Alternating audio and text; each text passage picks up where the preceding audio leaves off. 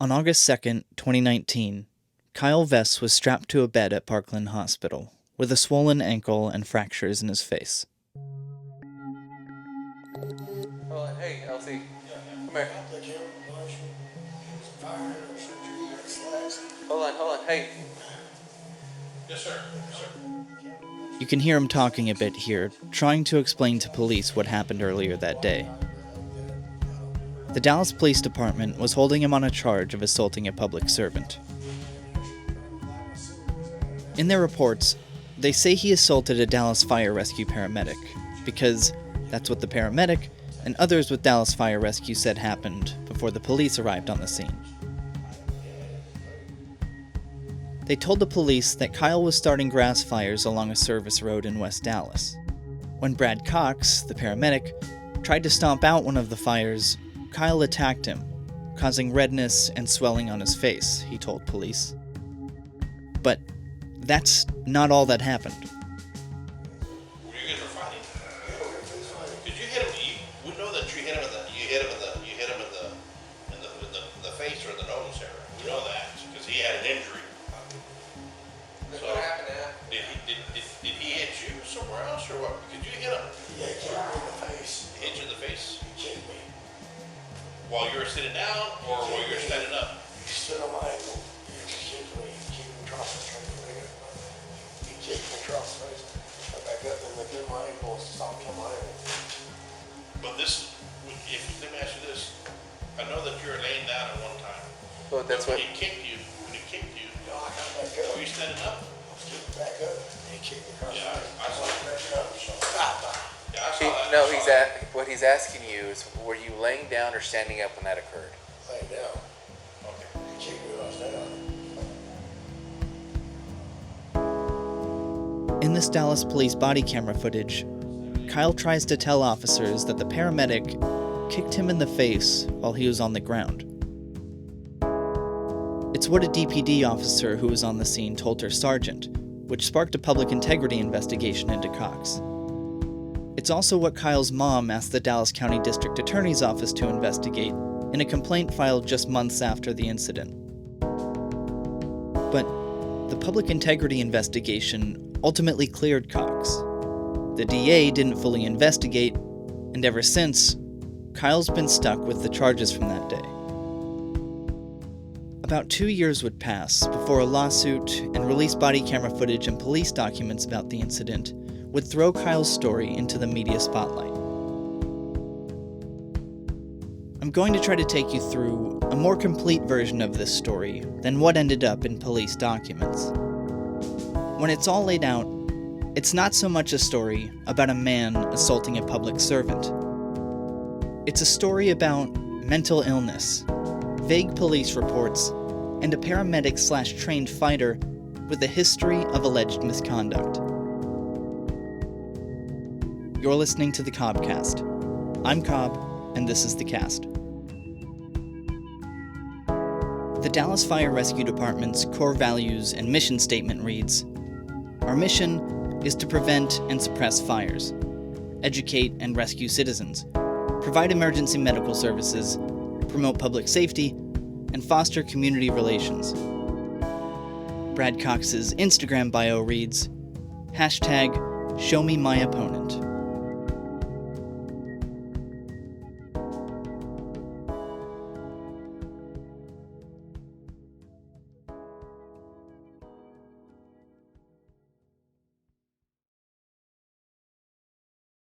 Kyle suffers from a mental illness similar to schizophrenia, and on the day he crossed paths with Brad Cox, he still had symptoms from a prior traumatic head injury.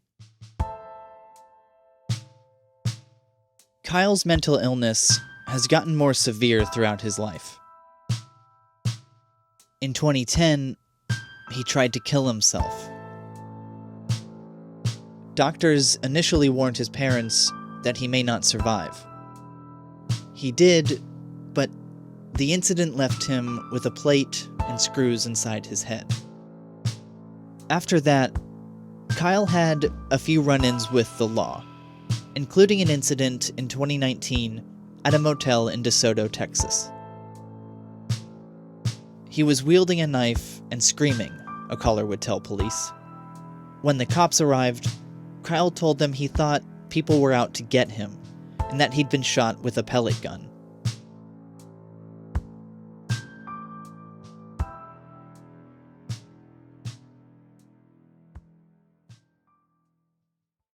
A few months later, around the same time he ran into Cox, Kyle was staying at a Dallas motel, being paid for by his parents.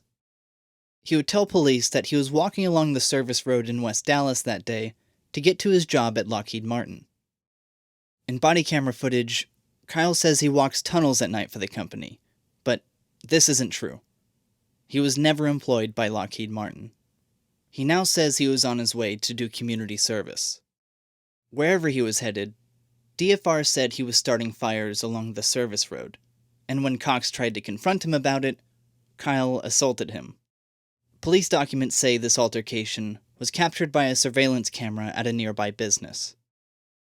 That surveillance footage wasn't available to the DA's office or Kyle's attorneys until over 2 years after the incident. But we'll come back to that later. The body camera footage begins when police arrive on the scene. Dallas police officers Jessica Cuddy and Zachary Johnson, as well as Dallas County Sheriff's Department officer Carmelo Garcia, were the first cops there. In the body cam footage, Cox hovers over Kyle, staring at him down on the ground as the police officers discuss what to do and others with DFR stand nearby. Kyle begins to flail on the ground. Cox appears to tell Kyle not to get up again. Kyle starts to sit up, and then Cox kicks him in the right side of his face. Kyle stands up to confront Cox. His fists already clenched, Cox throws a series of punches at Kyle. 2 appear to land. Then, Officer Cuddy deploys her taser, and Kyle falls to the ground.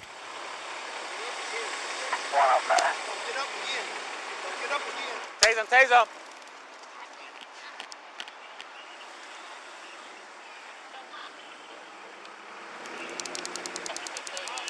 Tase him. Get down on your stomach. On your stomach. 42, hold pocket. On your stomach. That's when we hear Garcia call in the incident. 1 male tased by DPD. Subject swung at a DFD firefighter. Vess becomes increasingly combative throughout the footage, especially after officers put handcuffs on him. Cops and DFR speculated he was on drugs. As police handle Kyle, Cox can be seen in the background, casually talking to other firefighters and paramedics. Kyle is eventually loaded into an ambulance, and then Sheriff's Department officers discuss what happened. So what was he doing when you got here? You rolled up? He was on the floor in front of the DFD engine because the firefighter had knocked him out. You said he knocked him out? He had already fought with So him? Yeah, he they had a... fought before you got Oh, here? yeah. Oh, okay. Yeah, when I got here, the guy was laid out in front of the DFD truck. I get out here, DPD gets right out behind me. Guy gets up, tries to go after the firefighter again. Which one was it? The one with the cap, the younger looking one, I guess. DFD swung at him, gets him down again. DPD takes out the taser. I tell him tase. He tases, takes out the probes. Other guy tases him, gets on the floor. I tell him, watch me, I'll cuff him. I cuffed him, and there you go. Garcia eventually walks off and approaches Cox. What happened? I mean, the guy, was he the one setting the fires? Okay. Y'all got out and he just went after you or something, or? He was going up the service road, and he set one right here in front of the engine somewhere. And so I got out to go kick it out because it was small before it got big, and that's when he got up and started charging. Okay. Are you all right? Yeah. Just to recap, the body cam footage clearly shows Cox kick Kyle. But if you read police incident reports and investigative documents about that day, you might walk away with a few questions. Questions like, was there a kick? If so, Was it to Kyle's torso or head? Was it retaliatory? Was Cox merely defending himself? This is because those documents paint a very different picture of the incident than what's shown in video. Those documents say it all went down like this. Around 12:46 p.m., police and fire rescue began receiving reports about someone starting grass fires along a service road in West Dallas. Then, the responding firefighters call in for an officer assist. They said a man was fighting a paramedic. That was the initial altercation between Kyle and Cox. Around 1 p.m., officers Cuddy, Johnson, and Garcia all arrived on the scene. When they get there, they're told Kyle assaulted Cox. The DPD officer's report says that when they arrived, they saw Kyle on the ground in the road. Then it says as they were waiting for backup, Kyle got up off the ground and began trying to fight with Cox. That's when Cuddy deployed her taser and Kyle fell to the ground. The incident report says Kyle was then put in handcuffs and continued to be combative with officers and DFR. It also says Kyle appeared to be intoxicated on an unknown substance. But no mention of the kick. By this time, other officers begin to show up on the scene, including DPD Sergeant Luis Cruz. Cuddy joined Kyle in the ambulance to Parkland. On the way there, Cuddy told Sergeant Cruz something that wouldn't end up in incident reports of the arrest. She told the sergeant that she saw Cox assault Kyle. This would spark the public integrity investigation into Cox. Throughout the course of that investigation, some officers would say they saw Cox kick Kyle while he was detained on the ground. The investigation would ultimately find no criminal wrongdoing by Cox, allowing him to stay with the department for another 2 years.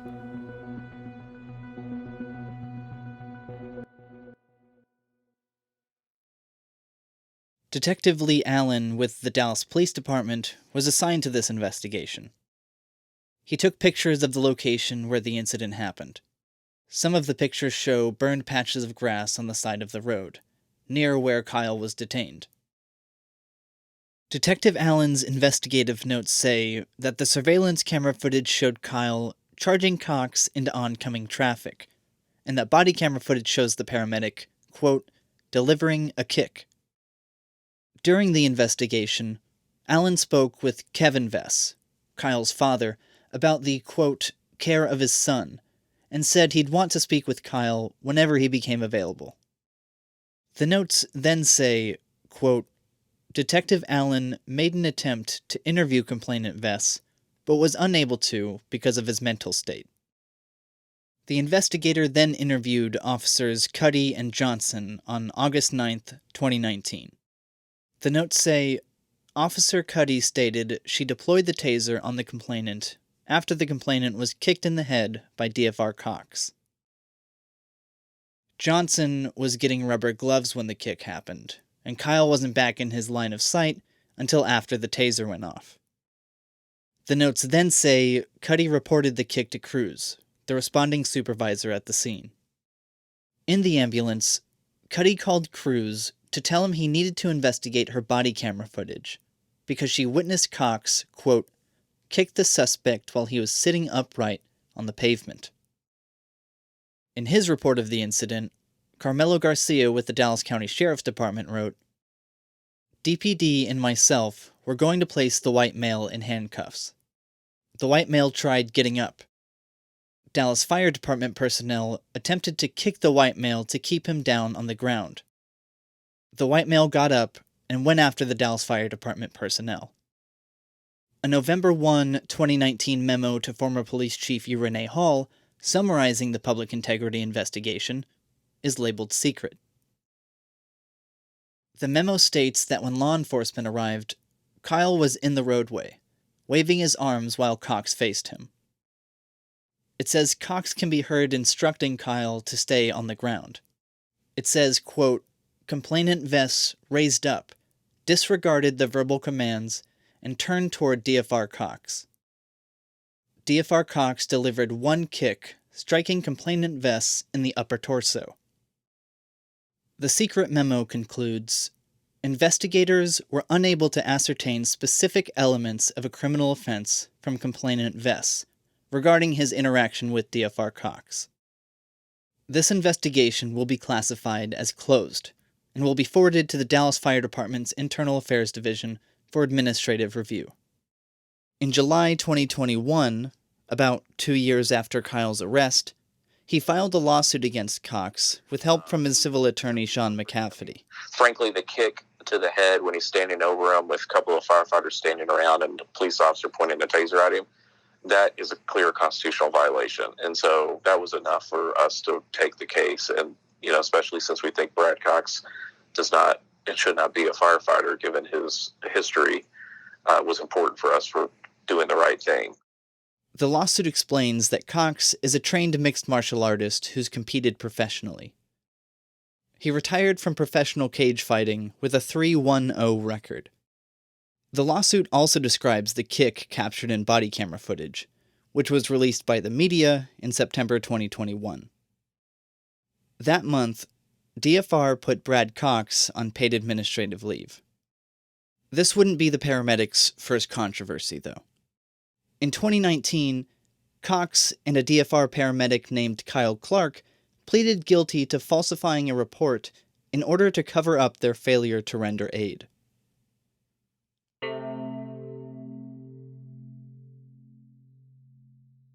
The person who needed aid was Herschel Wayne Fletcher Jr., a homeless man with schizophrenia. He found himself in police custody in 2016 after being robbed and assaulted outside a soup kitchen in Dallas. Court documents say Cox, Clark, and the police laughed at and harassed Fletcher while he laid in pain on the sidewalk for some 10 minutes. They assumed Fletcher was drunk, so they charged him with public intoxication and took him to the Dallas Marshal's office and City Detention Center. The next morning, Fletcher was rushed to the hospital after being found unresponsive in his cell.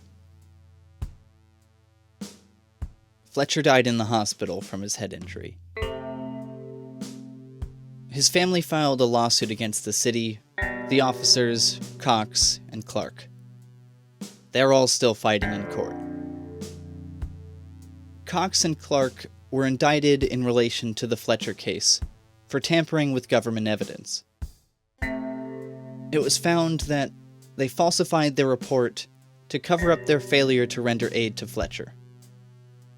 They pleaded guilty in 2019 and were sentenced to 12 months of probation as well as $500 fines. 4 months into that probation sentence is when Kyle and Cox crossed paths. An investigation by the Dallas Morning News also found that Cox was reprimanded for refusing to provide medical treatment to patients on 3 separate occasions. Because of these incidents, McCafferty argues in the lawsuit that the city of Dallas should have fired Cox a long time ago. But it didn't. And once you saw some of these documents, what were some of your initial thoughts? I guess specifically as it pertains to some of the, what I'd call inconsistencies between what's in police documents and what's in video. Yeah, I think it just is consistent with the claim that we made in our suit against the city of Dallas, and it sort of corroborates that, and is good circumstantial evidence that there is a custom or a de facto implicit policy to look after their own in order to avoid, whether that is avoiding litigation risk or public embarrassment or, I don't know exactly what the motive would be necessarily. Those are two that sort of jump off the page as obvious, but it seems pretty clear to me that they didn't really want to have to prosecute one of their own because that would expose them to stuff. And so they decided they weren't going to do that. And it was a pretty perfunctory, short investigation as far as I could tell. It looks to me like the public integrity people didn't even do an interview with the fire personnel. I I haven't seen any documentation yet. I mean, we've asked for it now. We sent formal document requests a week ago, so I'm sure we'll get a bunch of objections back and we'll have to fight about that, but we at least have now formalized, formal document requests to the city for their policies and procedures and the investigative files and whatnot. But what we've seen so far doesn't seem to me to be that there was really any kind of serious investigation by Dallas Fire and Rescue. And in the public integrity investigation, they didn't really talk to anybody but the officers that were on the scene, is what it appears to me. And that doesn't clearly tell the picture, tell the story, especially when you look at it in conjunction with that surveillance video. It doesn't appear that DFR investigated further. But Allen would later say that the surveillance camera footage that captured the initial altercation showed Kyle was the aggressor, which helped clear Cox. That footage, though, actually shows more than what both Cox and the investigator described. It shows that Cox kicked Kyle at least 9 times while he laid on the ground before the police showed up. It does show Kyle swing at Cox wildly and miss. Kyle then appears to try to throw something at Cox, but misses again. Kyle takes a fighter's stance and approaches Cox behind the fire truck, out of the camera's view. Kyle is then seen being knocked to the ground. Cox then kicks him several times. A firefighter tries to intervene, but Cox pushes him away and continues to kick Kyle.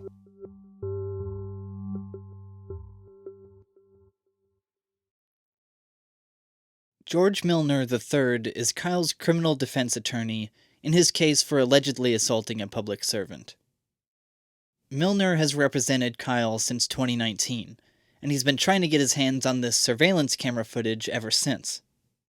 He asked the business owners for it, but they said they gave everything they had to the Dallas Police Department.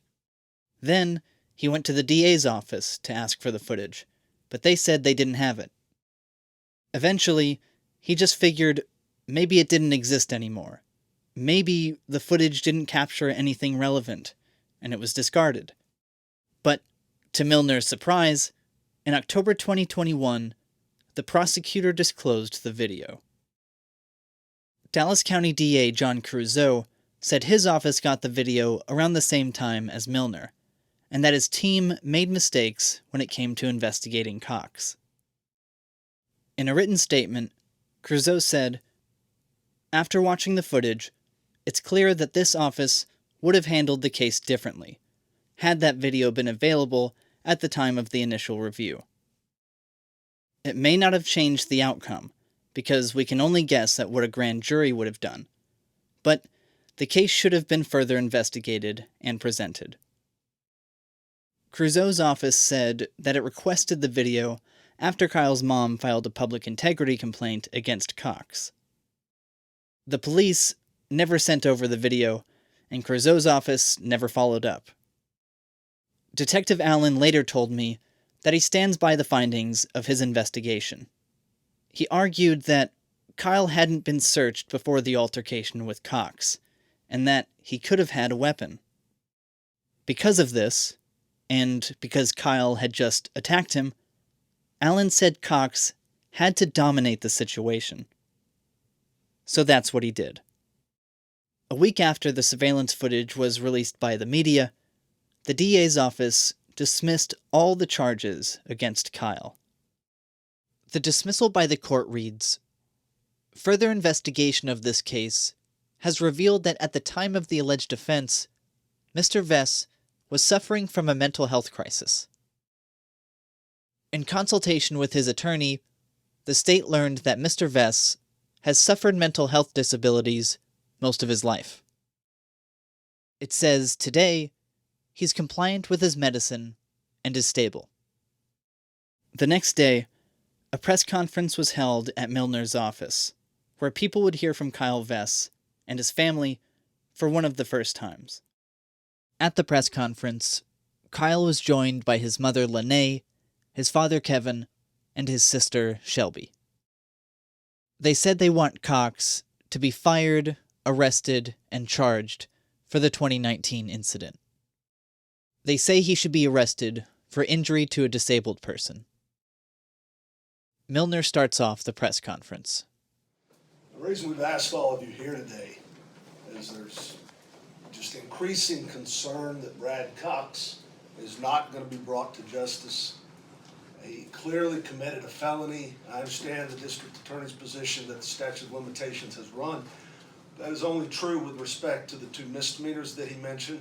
It is only true with respect to aggravated assault. However, what you have here is injury to a disabled person under Article 12 of the Procedural Code that has a minimum statute of limitations of 5 years.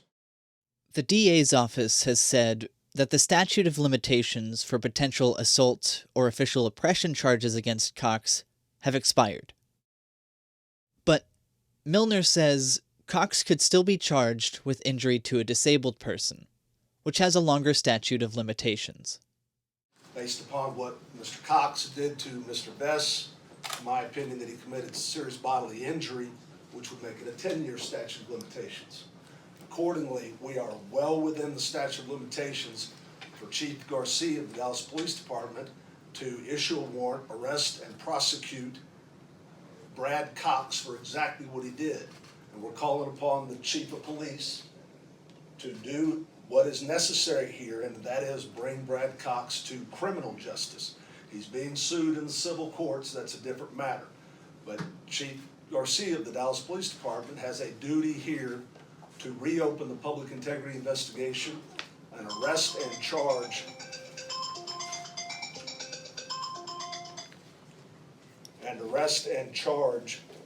Brad Cox with exactly what he did. Mr. Vess, how has this impacted you? I just can tell you I'm blessed to be alive. I've got numbness down my face, broken teeth. I shake on this side. I limp because the police were crushing my ankle, and I had a broken ankle that day. And it's made it hard. I don't really know what to say about it.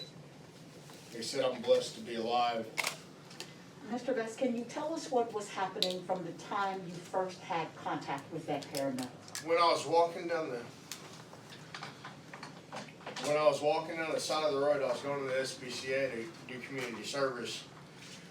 I sat down and the road caught on fire, and I was out there smoking cigarettes, and Brad Cox, he hopped out of the cruiser, and he ran up, he judo kicked me in the face, and then I don't remember much after that. Did you throw anything at him? Did you do anything? Yeah, I threw something at him, but it missed. Because it was right after he kicked me. I remember throwing it, and then that's all I really remember. It was all a flash. But you threw after he kicked you? Yeah. Sorry, can you say that again, please? I threw the PVC pipe after he kicked me. You didn't do anything to instigate his response? No. He just came out there booting me in the face. I will say the video, which I'm going to play a portion of video that I got off of YouTube. I'm not permitted legally to give you what the prosecutor's given me, but it's all the same. But I'll point out that all the video that has been given me begins with the fire truck already there. It depicts what he is describing. It does not show the fire truck arriving. So I know that I do not have all of the video. I'm told by the candy company, which owned the business that owned the surveillance camera, that everything they had, they turned over to the Dallas police. I have for 2 years attempted to get that video and was told it simply did not exist. Well, it did exist. The prosecutors didn't have it because the DPD had it in a different section of the police department, and they held it. Now, they say it's an accident, fine, I don't care. But what I still don't have is the very beginning. If this is the beginning, then why do we not see the fire truck arriving? And then that would show us who struck at who first. The surveillance footage was provided to Milner, the DA's office, and the media in 9 separate files. As you just heard, Kyle says Cox kicked him before he ever took a swing at the paramedic. But The very beginning of the video that would have captured this has not been released. The Dallas police investigator who cleared Cox said the video was sent to him in clips because the full version was too big to be emailed. It's unclear if the full version of the video still exists. But the bottom line is, Brad Cox, let's assume for the sake of argument that he had a right to defend himself. Once he no longer needed to defend himself, his justification for using force ended. And the repeated kicking and punching of Kyle Vess was a felony offense for which the statute of limitations has not expired.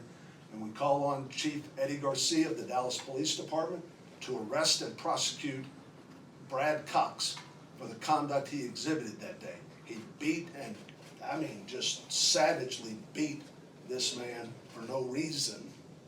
I suspect for no other reason than the fact that he thought it was some homeless guy that didn't have a family, didn't have the means to get somebody like me, that no one would ever know, and he'd just go rot in jail and be on his way, and he would never be held to account.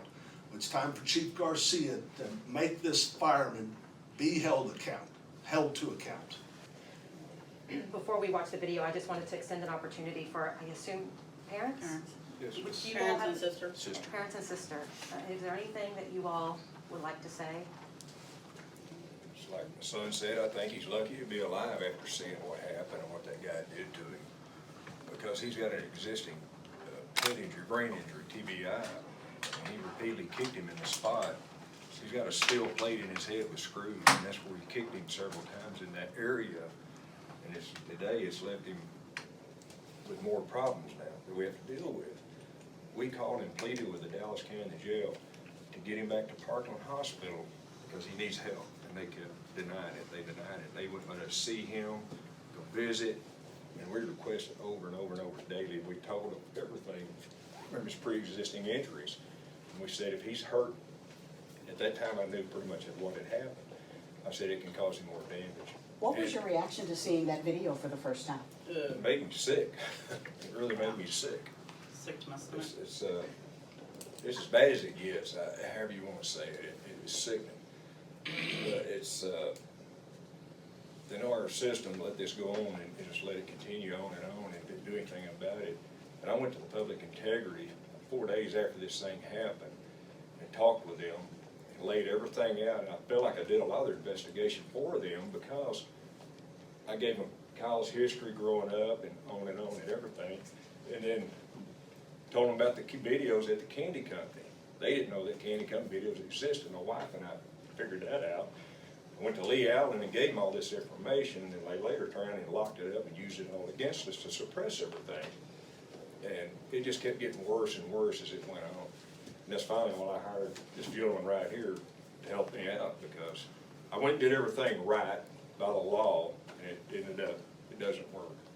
It's almost like if you get a broken arm or leg or toe or whatever it may be, you go and get it treated with a cast or wrap. They didn't do that to my son. They put him in a cell, a padded cell, for months, and we begged and pleaded with them to, hey, get him back to Parkland. They didn't want to take him back to Parkland because the doctor would have to eventually write up what happened, what caused the injuries. We knew that. I feel like the cover-up started 2 hours after this incident went down. Going back and looking at everything, it was a cover-up started 2 hours after it went down.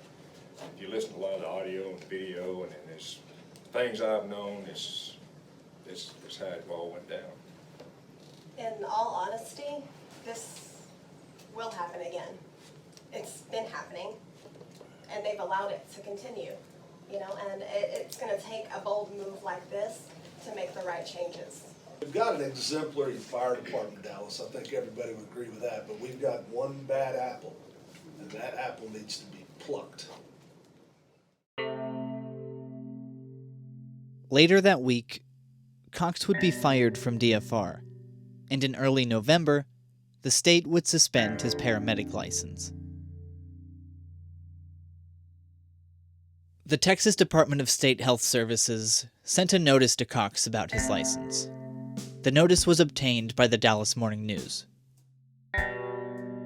It reads, While employed with City of Dallas Fire Rescue Department as an EMT paramedic, you, Brad Allen Cox, engaged in conduct that jeopardized the health and safety of a person and or caused injury to a person.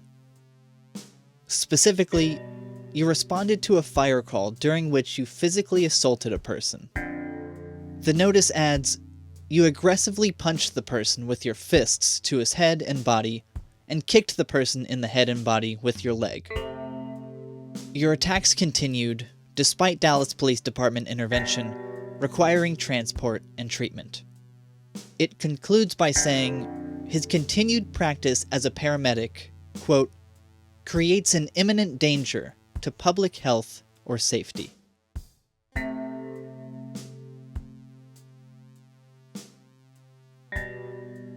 The Dallas Police Department hasn't decided to arrest the former paramedic.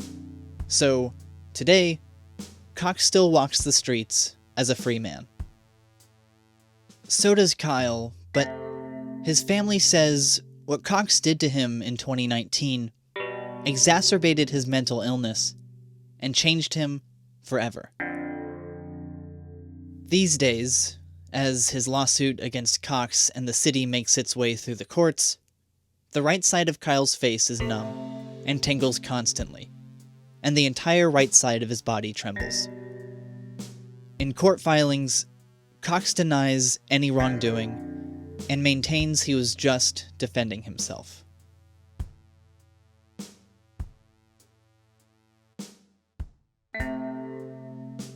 I'm Jacob Vaughn, a journalist based out of North Texas. Some people call me Cobb. And this is the CobCast.